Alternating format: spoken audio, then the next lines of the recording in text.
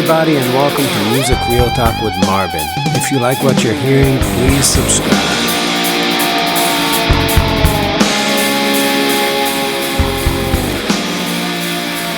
Hello, everybody, and welcome to episode 52 of Music Real Talk with Marbin.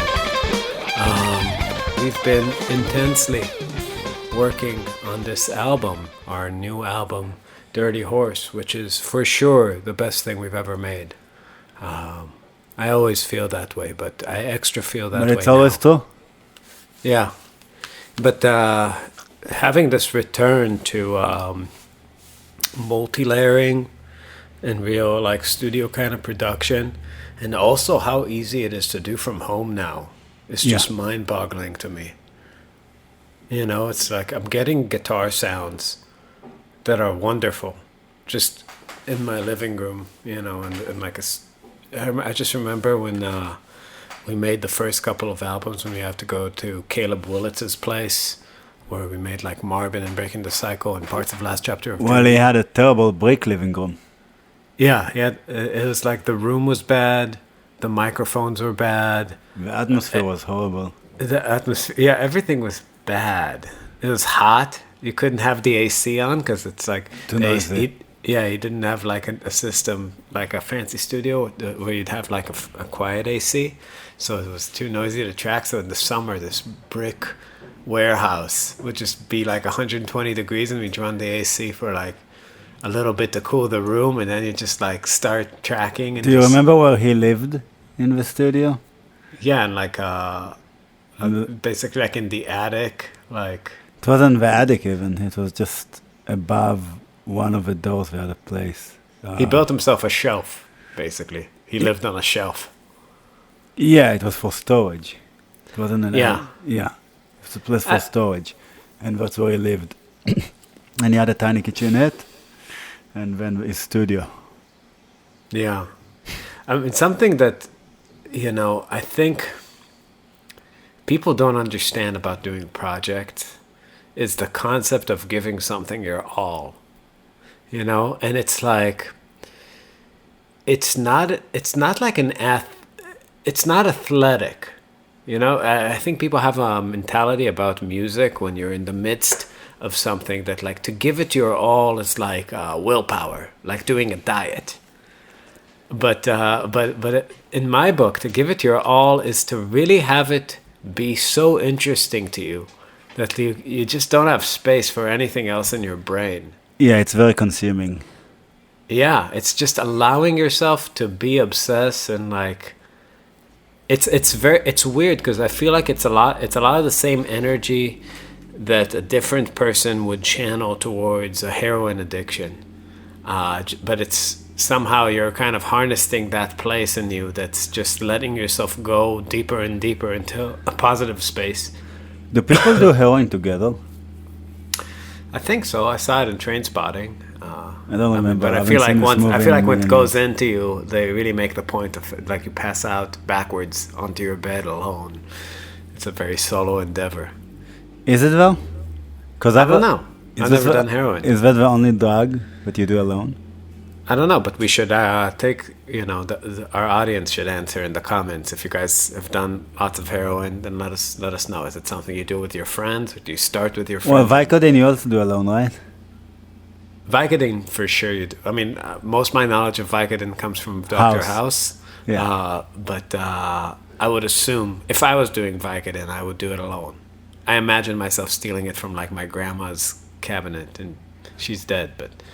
You know, so she doesn't need it anymore. So it's not really stealing. That's right. But yeah, I would assume farmies you do on your own. But I feel like heroin, like you do with a friend, and then you continue on your own. Isn't the same kind of thing of heroin, like opioids or something, right? What do you call them? Isn't opioids. Yeah, I'm saying it's kind of the same thing, isn't it? Isn't it the same idea? I mean, I think the idea is to get really fucked up. So yeah, but when you do crack or cocaine, you also get fucked up, but you do it with people. Do you always do crack with people? Do you do crack alone? I don't think so. No? You think nobody smokes crack on their own? They do, but when they go out of the street and be crazy. You don't do crack and when you just sit there and hang out in your chair. That's probably correct. Yeah. How did we get here? I don't remember. Doesn't matter. It doesn't. You said that it's like heroin to Oh. walk on our Oh album. yeah. So last night I went to bed around 11:30, and like my wife's super pregnant, so she like is exhausted and falls asleep right away, and I was just laying there, and I kept trying to fall asleep, but like my body just would not go to sleep. My mind wouldn't, and I looked at the clock. It was like 12:10. I've been laying there for 40 minutes, and I kept thinking about World of Computers. There was like this one part where I recorded Nashville tuning guitars. For those of you who don't know, that's like when you take the top of a 12-string set and string an acoustic guitar with it, and Wait. it just. Wait, do you want to tell people the story about how you found out about Nashville tuning? Because that's a pretty good story.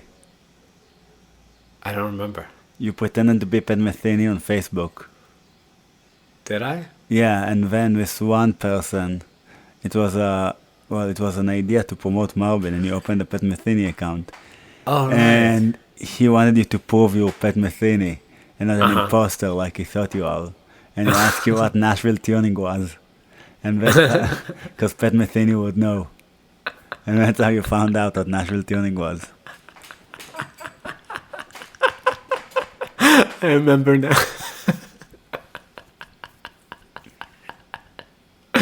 Oh, that's great. Yeah, that's true.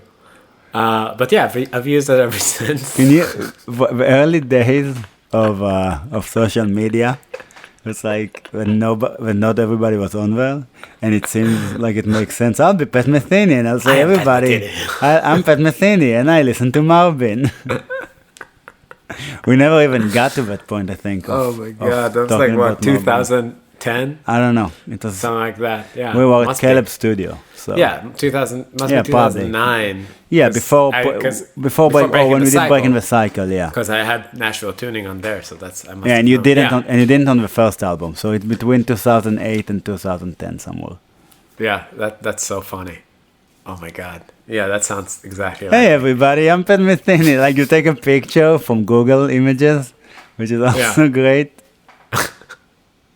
And then you start adding people as friends. Pat Metheny added you as a friend. Yeah. That you just like shit post. I love Marbin.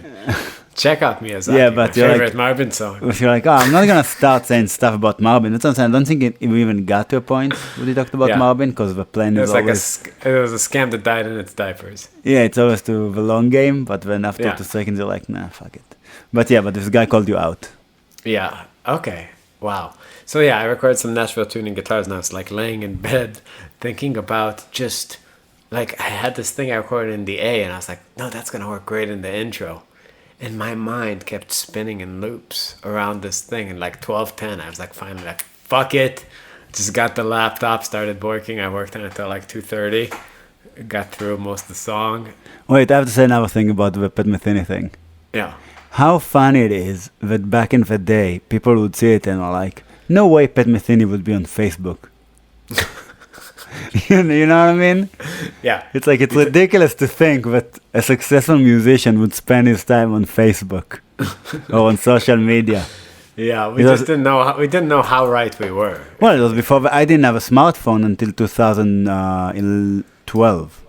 Yeah. So, you know, so it's like we didn't have addictions to all that stuff. It wasn't that long ago. How crazy it is that it was It's a whole less than other 10 years world. ago. It's a Less than whole 10 other- years ago. It's a totally different like universe. But how funny is that? It's like, no, Pat Metheny would never. Yeah, I keep going with my wife to like doctor's appointments, and like we're in like a lobby with a lot of people, and I keep looking around. It's like there's literally nobody who's not on their phone all the time anymore in the world. It's crazy, huh? How do wives let their husbands be on the phone with them? That's pretty crazy Yeah. to me. Yeah, my wife certainly does not. Even at home, like she hates. Yeah, obviously. Like whenever it even like makes a sound, she's like, Yeah. "Whoa!" Like Yeah, put it yeah. on silent. Why do we have to like know of every email? It's like because I have to. Yeah. I have to. It's like emails are my favorite thing. Yeah. Well, I actually need to book us for the tour. I haven't done any booking since we done the album. But yeah. I haven't done anything. I haven't been live once Yeah, it's been... in 2 weeks. It's been all it's been all consuming. Yeah, like every second I have, I basically do that. I only took a break for John's wedding and for jiu-jitsu, obviously. But other than that, Yeah. yeah, it's difficult. It's difficult to once you have time to work on it. To do Well, once I something else. realize that I'm adding things and like I'm just in a room with like the nicest amps, with my favorite amps in the world, and like the best guitars, and like a pedal board that's amazing, and like it's just everything is so like a click away. And it's you so know? easy when you do it on your own. That's another thing that's nice. Oh my god, I love everything about it. It's Yeah. been a very positive experience.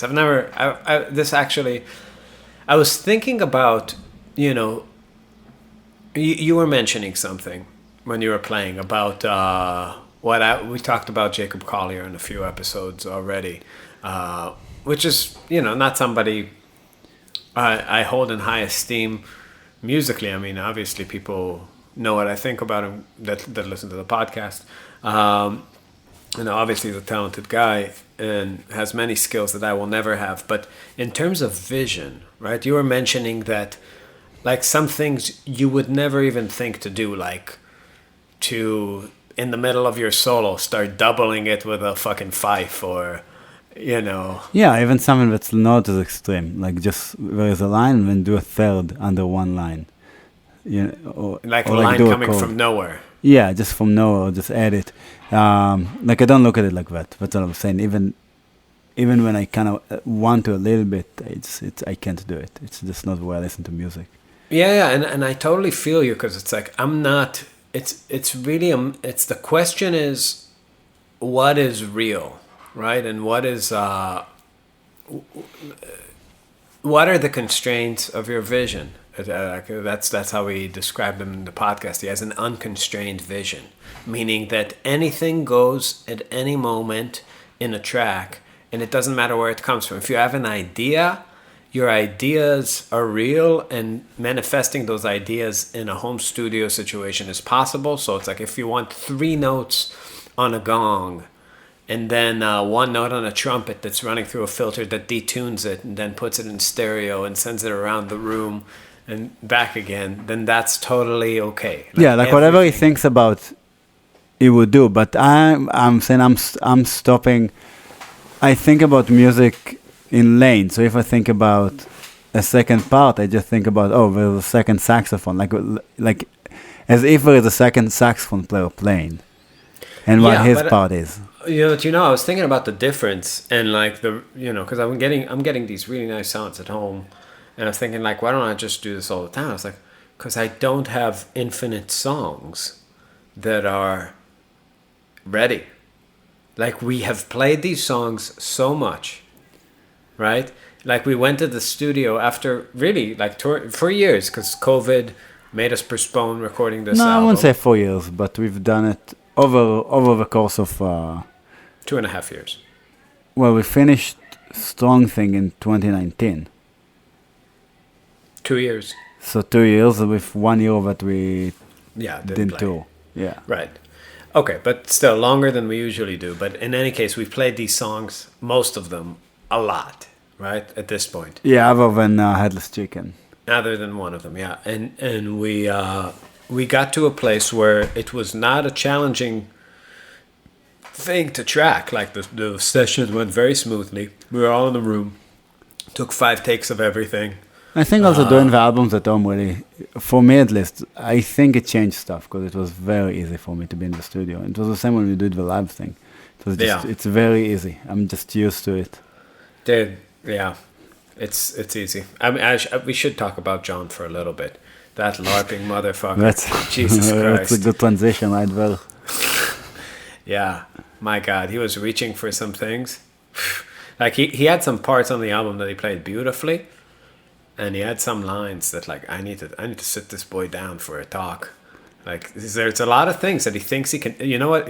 I mean, this is kind of There's a thing when you're playing bass, when he's soloing, and when he plays on one string, like the notes are really even rhythmically, and then when he rakes, right? When he goes from like a G string to a D string, or from a D string to an A string, when he uses one finger on his right hand to pass through strings, he always rushes the rake. So lines aren't sitting like when he's crossing strings. It's like like not going a full subdivision faster, but like those like two of the 16th notes are somewhat closer together. So he's always sort of LARPing his way through the thing, and yeah, Are you sure it's the lake thing? I'm sure it's the rake. I kept hearing it. I went solo and I went on a deep dive rhythmically. And it's like I feel like if somebody found out something like Wait, that about my playing, Is it and when then, it plays straight 16th note? yeah. So every time he's crossing strings, it's rushing just a little bit. What but about if it that's- goes down, like up? Sorry, if it goes well. No, I don't know. no. how If to he's call it. if he's alternating, then it's in time. So he has two big problems. One of them is the rakes make like the inside of the lines. So that's when you go- be uneven. Would you call it upper string when you go to a lower string? You're gonna When you call go it down, gonna- when you go down in pitch. From down a in pitch. thin So how do you string. call it? But it's physically it's up. Yeah, So how But- do you call it on guitar? Down? yeah. When you go down on the fretboard, I guess. Yeah, down. Up usually means Means towards the thin strings. Okay, so when it goes down and when it goes up, it's fine. Yeah, well, he has two big problems. One of them is that, and then the other one is on the fast lines. A lot of times, there's just no notes. No notes, which is like the right left wing, right hand left hand. It's a coordination. Yeah, that's what I'm Yeah. saying. Right hand left hand. Yeah, so on the but again, I get it. You're a bassist. You don't solo a lot, but LARPing is such a funny thing because You when you're in the also you have it's like, you know what I mean? It's like somebody. earplugs. Yeah. Well, that earplugs is a factor. It's like a lady telling like everybody. It's like my pussy's great, and then she's like, then she goes to the gyno, and he's like, your pussy stinks. That's how I feel. I'm John, your just pussy's kind of curious. smelly sometimes. I just don't know. I don't know. Playing bass is so weird because you hear yourself on top of the music all the time. Yeah. And when you playing bass, you hear yourself behind the music. It has to have something to do with that. Yeah.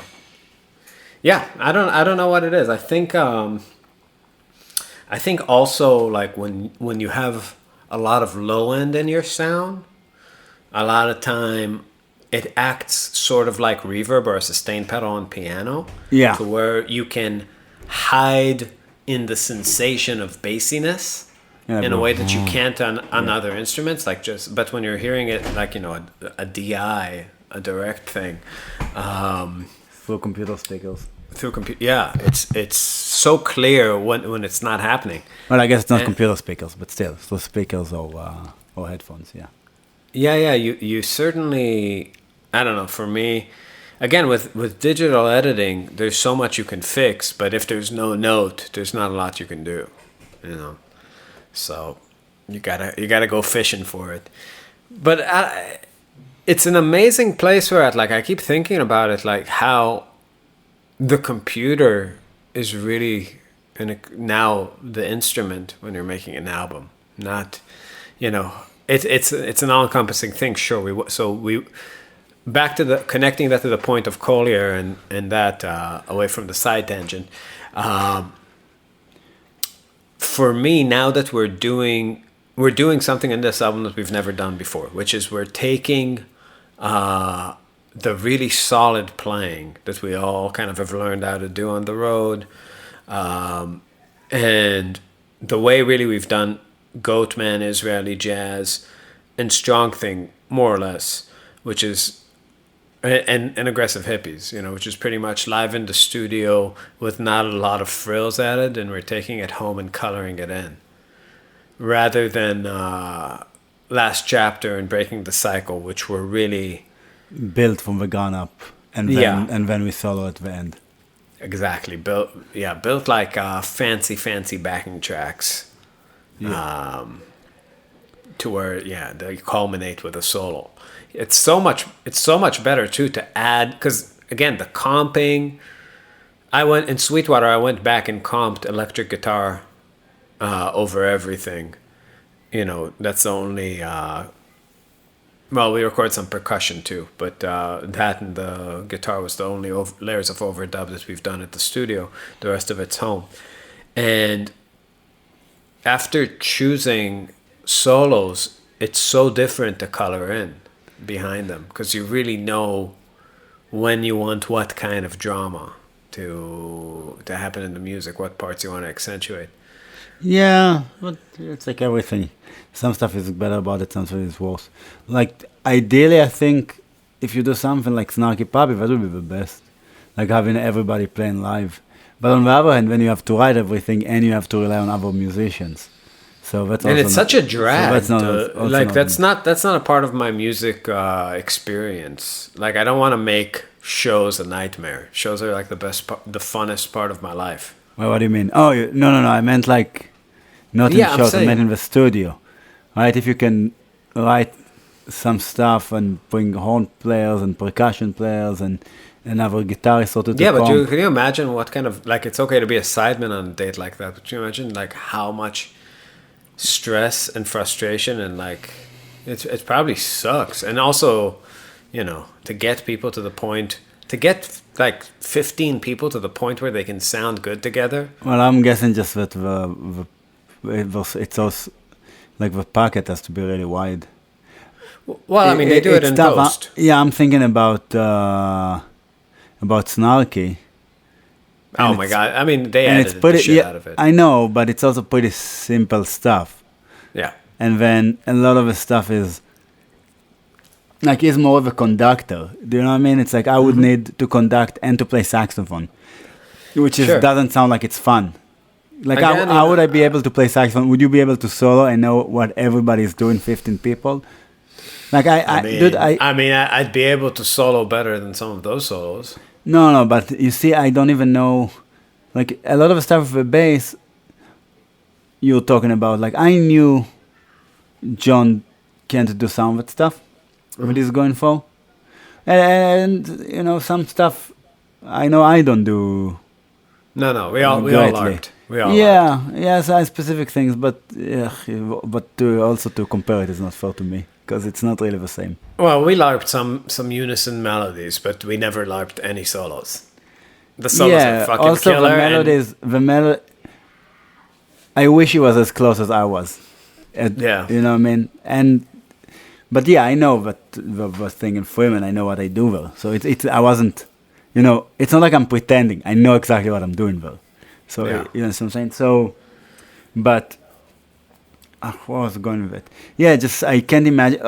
But I don't know with John, a lot of the stuff that happened, I didn't know what's going on while I was playing.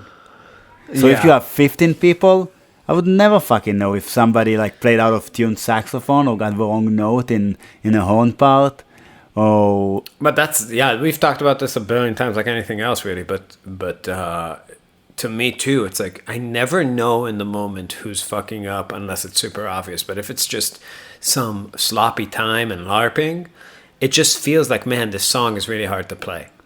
Yeah. That's all that goes through my mind. It's like, man, it's hard for me. Yeah, to like play. Dirty Horse, I always felt like that's a funny song because Dirty Horse. Every time I heard a recording back of it, which happened a couple of times, I was like, oh, actually, my solos are good on it. And you could tell with the takes, it's like the saxophone solo are good on it. But I also always feel like I'm having such a difficult time playing on it. And now looking at it, no shit, it makes sense. Well, you mix the boombao with the babao, and the cacao with the cacao. Yeah. So how would you even know where the clave is? But that's exactly what you're saying. It's like it's not like I can at the end of the show. It's not bad that in the end of the show I can be like, oh, you messed up here, you messed up here. It's just I know it's difficult. I have to play. I have a pretty good ear for bad notes and for rhythmic train wrecks. Yeah. But when placement is fucked up, right? When you're just kind of not consistent. Not with your consistent. replacement, 1/16th note is a little bit behind, and then the next one's a little bit ahead, and it's just not locking in. Like or stuff in the drums, grooving. which I notice a lot with my solos. That's the thing that throws me off. Like if the drum, like if Everett is kind of fumbling a little bit, but not enough to. Obviously, it's not like with Blake that he would crash and burn. He just fumbles a little bit and then gets back on it. But it kind of throws me off in some of the songs. Well, Blake would do the thing in the studio that's like really was my favorite, where you would have a click track and then we'd just be on the next click because one of the fills had like 17 16th notes. It's like a guy playing, like a kid playing with Legos and like cramming, like Yeah. doing a puzzle and cramming a piece that doesn't fit. Well, we had a song in 6, and he did a couple measures of 5, wasn't it? Like in just Yeah. music. Yeah. Yeah. And it was just all of a sudden you're just, Yeah, but you jump back in. See. No, we can keep playing, especially if it's like not a click track that's accented. Yeah, tan tan tan tan tan tan tan. But that's exactly what I'm saying. But your solo would be fucked up for a second Right. until Then you're it back would in. straighten out. Yeah. Yeah, I mean, again, I don't listen to music from this perspective of counting ever, So when things go haywire, I more have a physical sensation as I'm listening to it, just like weird face for a second, like like what was that? Not sure about that part. Okay, and then like the solo just feels shaky, If and again, a bad moment that you recover from is not as bad as just the not having solid ground. Like the difference between playing, let's say, Well, at the show it's not a big deal, but on an album it's kind of annoying. well, on an album, it's. I mean, I would just sit there and work on it until I fix it. Yeah, I know, but if you think about all the albums, we just had to have more takes, and I feel like a lot of times they just didn't have it in them, so we're like, fuck it. Yeah, it's weird. I would never, listening back to like breaking the cycle, to like what it sounds like to really not edit time. To have this wide open feel where, again, there is something to it. It makes the recordings. Yeah, breaking the cycle feels really good, actually, I feel like. But yeah, some stuff where it's like, oh my god, we should have... I especially think of what's the name of that song? Old Silhouette? Old Silhouette, yeah. Yeah, that's what I was thinking about, obviously, because Yeah, it has a ton of Jamie percussion. Yeah, there's Jamie Haddad percussion, and Jamie has a big heart and an even bigger pocket. Yeah. And God bless him. We had some out-of-pocket experiences tracking with him. It was very funny thinking back on it now that we're all like adults. I also think that back in the day we felt like it's really killing us with the money, but now Yeah. it's like, oh, that was nothing. Yeah, he gave us a great deal both Yeah. times. Yeah, Fed we all us, went to gave his us a place house. to Yeah. stay. Yeah. But I just remember Did we stay with him? Yeah. The first time, yes. The second time, no. Yeah, I think we just went for a day. But it was, it's crazy because we felt like, oh my god, Raping he's us really on the money. Yeah, raping us on the thing, and especially because the second time he said it took $100 a song, which is nothing. Again, now in retrospect, it's nothing. It's $100 a song. Like I take more than that, but then he wouldn't record on all the songs because he was like, yeah, that makes no sense. And then he still wanted to get paid for all the songs.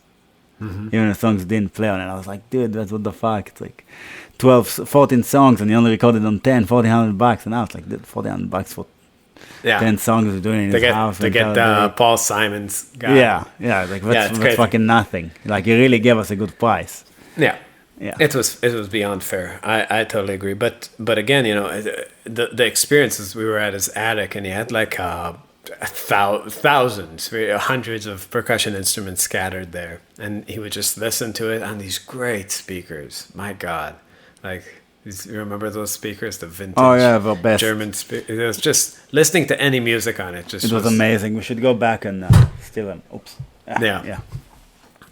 In any case, so we were listening to our mixes there, and he would just basically walk around the room and strap a bunch of shit on him. Like these weird long sticks and like a frame drum. He looked like the guy from Mary Poppins. It's like a one-man band, like steampunk kind of dude, and just play a part. And some of the shit was just so out of time. And some of it worked. Like we wouldn't have had the idea for Bar Stomp if he didn't put that one super sloppy drum set thing on it. Because it was just so, the pocket for it was so wide and unrelated, and it just worked when you layered it with another drum set because it just made everything phlegmy and crazy. So sometimes it works, but yeah, he has such a non-studio approach. It's crazy that he's playing with a guy like Paul Simon. Yeah. I mean, I'm sure he's like great live. Like you bring him to your gig and it's just like, he's probably like he's playing with Steve Gadd, so he's just following, right? Yeah. Steve Gadd probably just has awesome time and Jamie's just kind of coloring in. Well, Steve Gadd for sure, because he did all those tracks before all the fixing went into it. Right. So like in a band like that, I totally see it. But yeah, when you got to lead the time and just hold it down, it's probably not the move. But also, in those records too, we built it around percussion. Also, our music is so strange. Like you listen to it and it was like, what the fuck is this? Yeah, it's like, this is like a Peruvian water dance, this song. I was like, all right, can you play some drums and shut the fuck up? Stop calling my song water dances. This is like a Venezuelan waltz. I just remember he would make up shit and just say it, like mean it as a sort of like insult. Yeah, but how can you imagine that somebody used to play guitar on something like Chon music, or I don't know, like was video games music?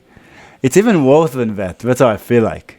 Yeah. Like, because he has no clue. Our music is so weird, and especially back then, it could go from like very extreme ends of lullabies and Christmas music to weird metal country. Well, so the one thing about that I remember crystal clear is that we were playing him Café de Nuit, and he hated it. And he hated it, and he said, it's funny because he actually killed it on it. That was like the song he probably helped the most on the album. But he said it's like this like country western, like a Hank Williams tune. I was like, you've never heard country western in your life. This is clearly pixie dust, like Tea Party lullaby music. Yeah, it's definitely not country western. Yeah.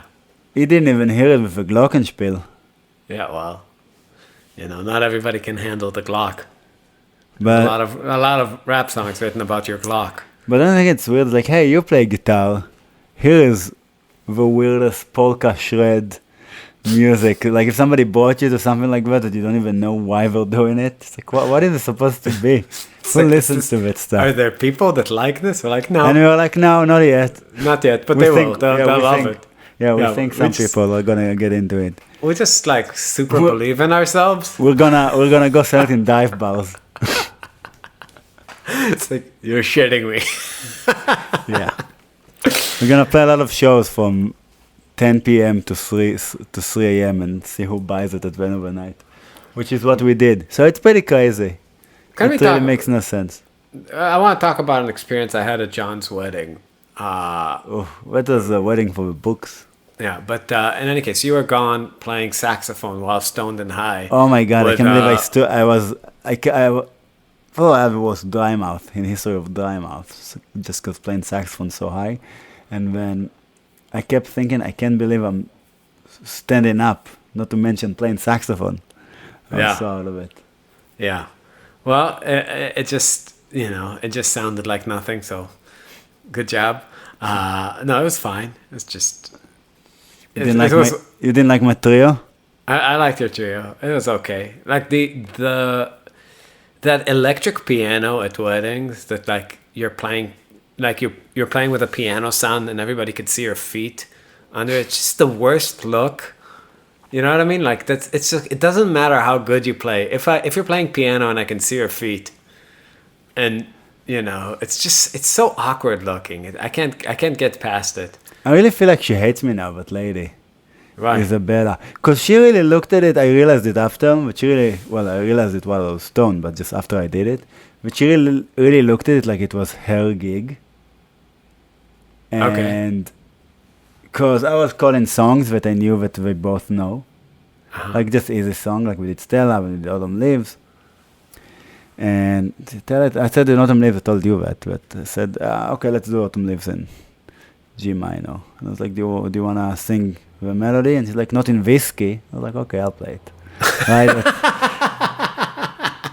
It's like, I don't care. That is not jazz etiquette with a singer. That is some big dick energy you threw around. I think that's a microaggression. Maybe No, even but macro. yeah, but she's a pianist. It's not like she's a singer and she just stands there for the song. Right. You know, I'm sure she took it. I'm sure she did not take it well. I'm sure. That's I know. I'm actually sure that's the rudest thing anybody has ever done to her. in her Wait, so, entire life. no, we're not done. And then afterwards, what you told me, what I didn't tell you, she's like, oh, let's do the songs I prepared. And to me, it was like, this is so weird. You It's like, prepared songs? yeah, and do you want to give me charts? And she put a chart in front of me, and she kept doing the thing that you prolong the form. And I was like, what the fuck is going on? What the fuck? And in the middle, I was like, I'm just giving up. That doesn't sound right. It's like, whatever is going on here, this doesn't sound like, you know, and she did the thing too, which it's, to me, it's so hilarious when singers do that, because she was like, I'll sing and you, like, play around my singing. And I was like, you keep fucking with the melody. It's like, how am I supposed to play around what you're singing, when you're fucking with the time, you're prolonging the music, like the measures, and you change the pitches of a song. It's like, I'm trying to harmonize a part with you, but we're playing in different times, and it becomes minor seconds. It's like, this shit makes no sense. Like, if you want me to play, you have to do something that's predictable. Right. You know, at Well, least do the same thing every time. In her defense, she's like 19 and knows nothing. 20. Okay. And She's closer to knowing better. yeah, and I was like, after I was like, I'm too high to read. It's like they knew I was high, so I was like, I'm too high to read. And Yeah. and it's like, but for her it was like, oh, let's do the songs I decided in advance and The prepare. funniest thing is that now she looks at you, it's like he's so unprofessional. Yeah, maybe that's what she thinks. It's like, and it's like this, like we jammed high once. Yeah, I know. Yeah, I'm sure, you know, no matter how high I was, I'm sure I played. Yeah, no, you played. I played the best well. Yeah, you won the soloing competition. if Yeah, there was you know what I mean. So it's like, it's not. But- No, it doesn't matter how high I am. I know I can play in time and the right notes. So while this was going on, I was attacked by a gang of friends. I don't know why. Every time we have friends, they love one of their favorite thing is to get me to talk shit about the things they love. Like what? You don't think Fish is the Santana's guy. a genius? You don't think you're gonna say Anastasio? Fish sucks? I was like, You're gonna say Trey Anastasio is not the best musician in history of musicians now. It's like, okay, you don't like the lyrics, maybe. Again, but usually, especially now at a more progressive age, right? I'm like in my mid-30s. I have learned to back down and not just go on these tangents because I know where they lead, nowhere. Yeah. But I was high and a little bit drunk. And I they really pushed it. Pushed it. So I started giving them shit, and then they both ganged up against me. And then while we were playing, this is Bad Ben and our friend Big Dick Steve, and they were both basically telling me that the only reason we have success is that we 69 each other and suck each other's dick. And Ben was like, yeah, it's amazing. They figured it out. Like, you need two people, and then they just talk each other up. And like, it's like, oh, your soloing is the best. And then the other one's like, no, your soloing is the best. Your soloing is the best. Your soloing is the best. Fucking shove a dick on yeah. And then I turned to them. I just had this moment, and I was just like, hey guys, why don't you two suck each other's dicks? See what happens. Dude, that shut him up so good. Oh yeah. I love it. I love it when that's- they go down. It's like the fucking Dannies. That's all they do. Yeah, compliment each other. We figured it out. Yeah, we really figured out. It's like you're like, if you just say to the other person that you're so good at saxophone, and then the other person tells you you're so good at guitar, then you don't need to like dedicate your life to fucking practicing. Yeah. And think about it all the time. Just, you have your friend's dick in your mouth. It's the secret to success. I'm like, dude, it's like, that's just the secret to sucking dick. It's like, you need to go back to the drawing board with your theory. Yeah, they it was one of the highlights of my life, really. Yeah, I can see why they're mad. You know, Steve now is in a successful Grateful Dead band somehow. Yeah, I bet. It's good for him, too. He loves that band.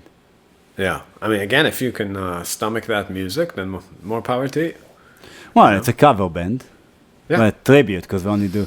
How can you do tribute to... I don't know. Is it better to be an original jam band or to be a Dead cover band? Yes, but how can you do a tribute to the Grateful Dead? Didn't they play like 10 million covers? Or Yeah, I think you're just covering the same things. Basically everything we pissed on, everything we took a dump on, you can play. Whatever touched the stream is... Like, but if I played 10 Dylan songs, can you do a Dylan song we didn't do? Yeah, I don't know. Probably not. To me, it's the Grateful Dead are one of the mysteries of life. Every time I listen to them, I'm like, I used to ask who liked this, but then we played so many festivals, so I know who likes this. But just explain to me why. I need like a mental laser pointer. You know Portabella, right, from the Chicago Jazz cajonist? Yes. He always gets mad because everybody... It's like he has a job as the jazz director in WDCB. Is this a radio station? I think so, yeah. The big Chicago jazz station. Yeah, so I think it's the director. I think he's the main guy. And everybody in the scene sucks his dick for that. But he wants everybody to suck his dick as a jazz cajonist. No, he's not a cajonist. He literally plays the bongos. And no, the cajon. No, he also plays the cajon. Yeah, okay. When we saw him, he played cajon. Yeah, and he had a big cajones. Yeah, and he's always so mad on Facebook. He talks about how nobody basically calls him for gigs, and then he also always goes on with rants about how Jerry Garcia is a genius, and he just posted a picture of Jerry Garcia with Jerry Garcia is that's the trumpet player, right? Jerry Garcia. Oh, Jerry Garcia. I thought you were talking about Victor Garcia. Jerry Garcia from the Grateful Dead, right? Yeah. Oh, he is actually saying that Jerry Garcia is a genius? Yeah, non-stop. And he's talking about how all the jazz musicians, the hip ones... That doesn't make sense that a cajon player, a guy that chooses to play cajon, would like it. Yeah, but he's also the director of the jazz station. Jesus Christ. And he also thinks that like, oh yeah, we're a jazz trio. I think he has a jazz trio, but we also play Grateful Dead songs. And people are like, oh, you're a jazz trio. And we're like, yeah, this is a jazz. And all the great jazz musicians appreciated Jerry Garcia and all that stuff, right? What was I going with it? Oh yeah. Jesus Christ. Okay. I'm going with somewhere else. That just reminded me how ridiculous it is. Uh-huh. Like, people really want you to agree with them about Jerry Garcia, and I could never get it. And, I didn't, that's how we discovered country. So we used to have, I don't know if we had the same things in the States. You remember we used to have Casa? Yeah. It's like a file sharing service. Like a file sharing service, exactly. Yeah, like Napster, but after Napster was shut. And then after Casa, we had something called Emule. Right. Did you ever use Emule? Yep. Okay, Emule had discographies of people. It was the first time you actually got discographies. Mm-hmm. And I would go and get discographies of all those artists that I would read about. Back then it was mostly magazines, but a little bit online. And, every jazz musician I would hear their name, I would try and check out their discography. Mm-hmm. And then I did some country stuff, and I would go down rabbit holes. And I got the Grateful Dead discography or whatever it was on Emule, and I remember just scrolling through it. I was like, oh my god, this is the biggest piece of shit I've ever had in my life, and I deleted it immediately. And I wanted to tell it to Steve, but he went on ranting, but he just changed the subject. But I remember myself as a kid just getting it on Emule and thinking, this shit is the fucking worst. Like, what the fuck? Like, after I was reading, like, this thing about the scene and like how everything came from the Dead and the Allman Brothers and what they do and all this shit. And it's like, but everything was about in this article that I read in my River thing back in the day, but probably Marbin got it about like how everything came back to the Grateful Dead. And I was like, dude, what the fuck? I actually, talking about shitstorms. I was listening to, so after all this, the memes you did, like the Layla one and stuff, I realized that like I only know like when I think about Layla, I can think about the first riff, right? That thing.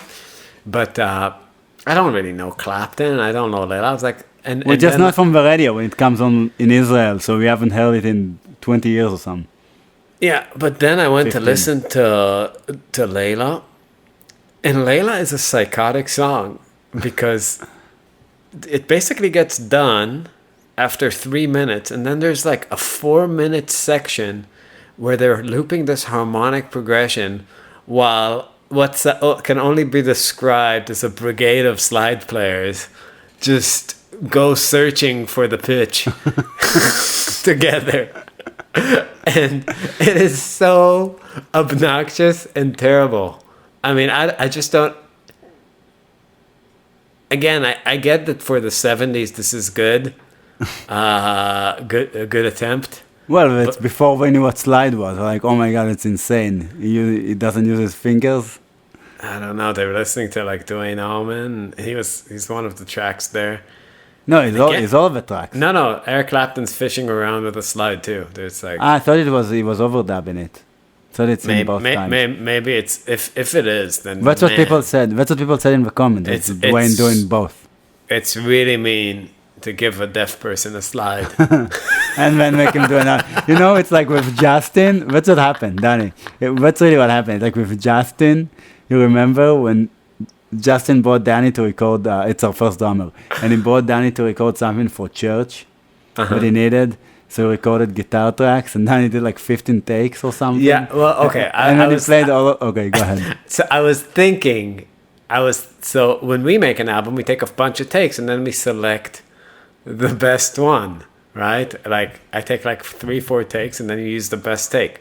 So Justin brought this recorder. I don't even know. Like it was like those machines from the early 2000s where you actually like digitally track.